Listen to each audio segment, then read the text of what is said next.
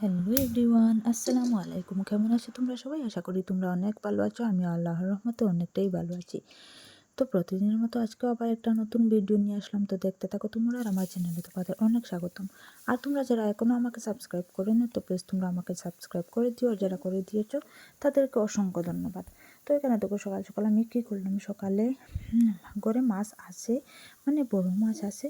আর যখন আমাদের কাকু আসলেন ছোটো মাছ নিয়ে, তো আমার লুকটা থামাতে পারলাম না। তো আমি বললাম, হ্যাঁ আমাকেও একটু দিয়ে দাও। তো ওনার কাছ থেকে আমি মাছটা নিয়ে নিলাম। আর আজকে না ব্লগটা শুরু করছি একদম সকাল সকাল। কারণ কটা 6:30 হয়তো আমি উঠেছি। ইসের পাপার খুব আর্জেন্ট মিটিং ছিল, শিলচর যাবে সকাল সকাল 8টা থেকে মিটিং থাকবে। তো সকাল সকাল উঠেই আমি উঠেই যে রান্না করে চলে এসেছি সেরকম কোনো ব্যাপার না।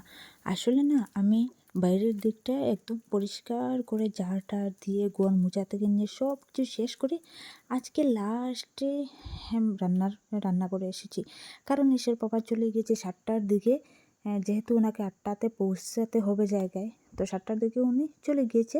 আর তারপর থেকেই আমি রান্না বান্নায় মানে বাইরের দিকে ব্যস্ত হয়ে গেলাম। ভাবলাম আজ যেহেতু এত সকালে উঠেছি, তাহলে মিস্ত্রিরা আসার আগেই আমি বাইরের কাজটুকু শেষ করে নিই। তো বারটা ঝাড়ু দিলাম, মানে উঠোন চুটোন সব কিছু ঝাড়ু দিয়ে তারপরে চলে আসলাম ঘরে। ঘরটা ঝাড়ু দেওয়ার পর আমি মানে মুছতে আরম্ভ করলাম। তো মোছা টুছা শেষ করলাম। আর যেহেতু আমার মেয়েটা খুব সকাল উঠেছিল, তো ওকে আমি মোবাইলটা দিয়ে আমি সেই কাজটুকু করলাম।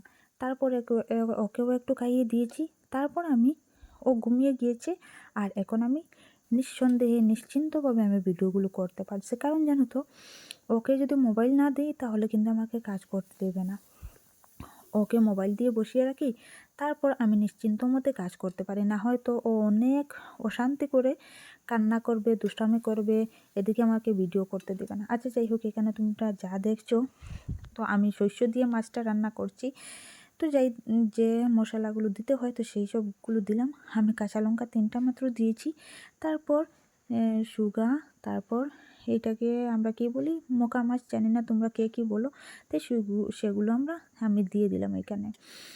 তো অ্যাকচুয়ালি দেখতে না খুব টেস্টি মনে হচ্ছিল। তো গ্রেভি গ্রেভি লাগছে, তো খুব ভালো লাগছে দেখতে। আর অনেক দিন হয়ে গিয়েছে শস্যটা বানাইনি, তো ভাবলাম একটু করে বানিয়ে নিই, হয়তো ভালো লাগবে খেতে। এইটা না মানে অনেক সময় না খেলে কিন্তু খেতে ভালো লাগে। আর রোজ রোজ কিন্তু এসব কিছু ভালো লাগে না। তো এখানে আমার শস্য বাটাটা হয়ে গিয়েছে। তারপর ভাবলাম একটু মাছ আমি আমার মতো করে লেবুর পাতা দিয়ে রান্না করব, কাঁচা মাছ। তো এই মাছটা কিন্তু ইসার পাপাও খাবে না, শুধু আমি খাবো। তো এখানে সেই মাছটার জন্য আমি পেঁয়াজ পেস্টটা দিয়ে দিলাম। তারপরে একটু হলুদ আর একটু মরিচের গুঁড়ো দিলাম, তারপরে একটু লবণ দিলাম। আর কিছু দেবো না। আর এইটুকুখানি মাছ, কারণ এতগুলো আমি একা খেতে পারবো না।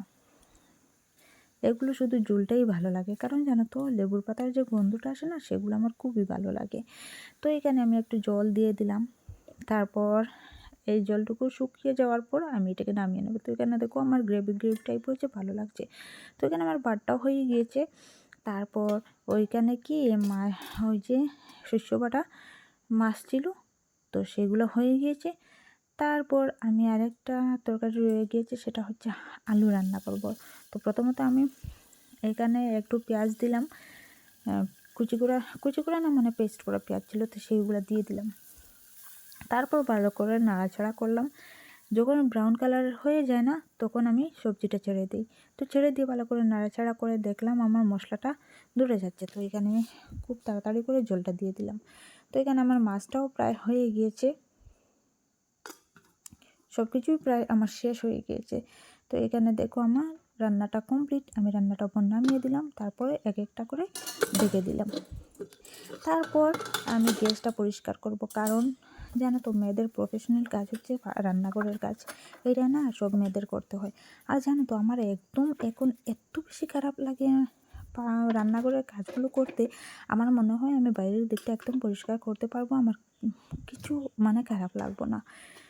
তো এখানে রান্নাঘরের কাজগুলো করতে আমার খুবই অস্বস্তিকর লাগে। তবে আর কী করব, করতেই তো হবে, যেহেতু মেয়ে আর কী করে, তো এইসব করে। তো এখানে একটুখানি বাসন ছিল, সেগুলো তোমাদের সাথে কথা বলে বলে ধুইতেছি আমি। তো এখানে আর কি বলবো বলো। সব কাজটুকু করলাম। ঈশার পাপাও চলে গেল, ঈশাও নেই, ওর দাদার করে আসছে। আর সে ঘুমিয়ে আছে বলে এই কাজটুকু আমি নিশ্চিন্ত মতো করতে পারছি, না হয়তো অনেকবার আসতো, কান্নাকাটি করতো, মোবাইল দাও মোবাইল দাও এইসব করতো। আর আমার ভিডিওটা যদি তোমাদের ভালো লাগে থাকে তাহলে তোমরা আমার চ্যানেলটাকে সাবস্ক্রাইব করো, আমার পাশে থেকো, আমার ভিডিওগুলো বেশি বেশি করে শেয়ার করো। আর একটা ভিডিওর সাথে দেখা হবে, ভালো থেকো সবাই, আল্লাহ হাফিজ।